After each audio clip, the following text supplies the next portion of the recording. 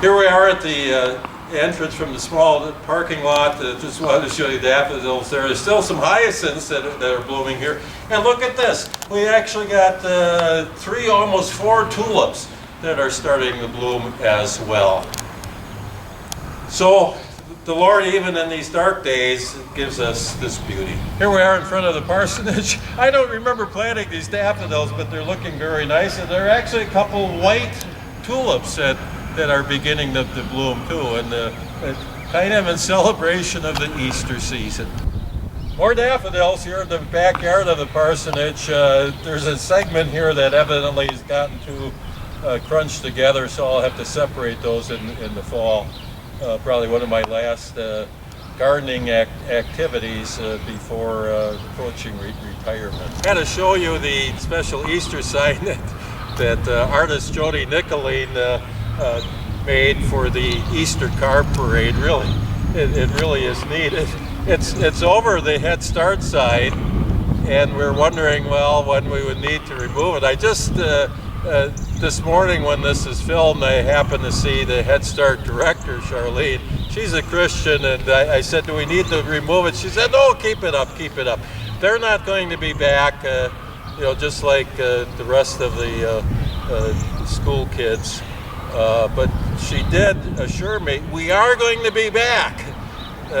New contract is coming up beginning of July, so that's good news to hear that they're planning to be back. These daffodils in the southwest corner of the school were just very much an afterthought when I was separating ones a few years back, and not very good soil, and I thought, well, I don't know if they're going to do anything. They were the first blooming and are still blooming. They were blooming nicely on Easter, and here they're still blooming. It's a year when it's been cool, and that's what daffodils like is the cool weather. So it'll be interesting to see when they die out. We're in the parsonage basement. Of course, everything was torn up when the big waterproofing project was done towards the end of January. Jim Nicoline, Ed Schroeder, and Ray Peterson have done a lot of work down here. Ray was doing a lot of the mudding, but now the closet is back and it's been painted, and we got the whatever red color that is. I'm not good with colors, but my wife actually was touching up there, and she has to roll things one more time, and then that will be done. I will be doing the staining of the trim work, and then that will be put back in place as well. Here's a big sump pump that has been working and working and working. My wife says when it rains, it's like it doesn't shut off. It's probably the reason why our electric bills have gone up about 20% here the last couple months. But it's doing the job, and Sydney and I are so very thankful for the congregation that they were willing to undergo that very major project, but been such a blessing.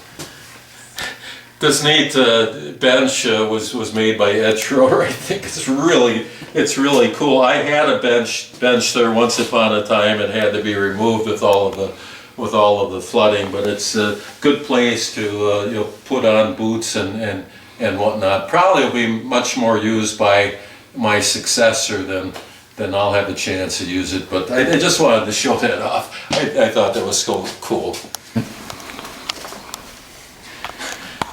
Notice that the back table here in the narthex is pretty empty.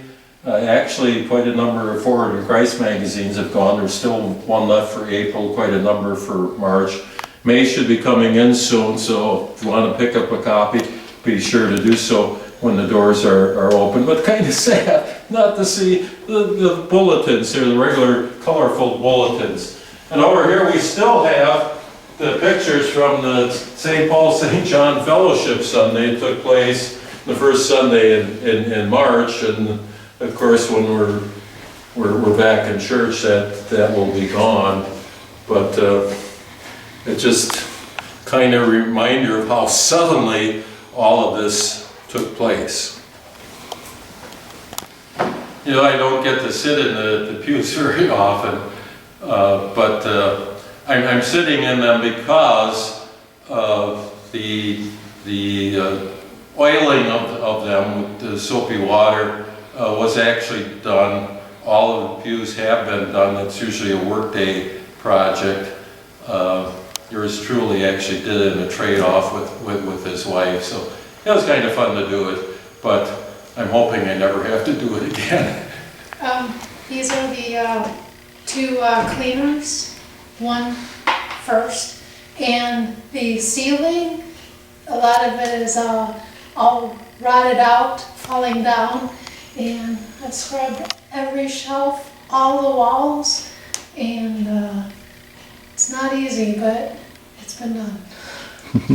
And she categorized all of the books that were savable. We had to throw out a whole bunch of books that had water damage and a lot of mold, right? Yes. So she put in quite a number of hours for that, and it was kind of overpowering after a while too. I've now brought in a whole bunch of books from my office that I'm not taking with me that will go back on, but first of all, probably need to match the We have to replace the painting ceiling and- before we can finish to do the second coat for ceiling, and then we can put the books back. Okay.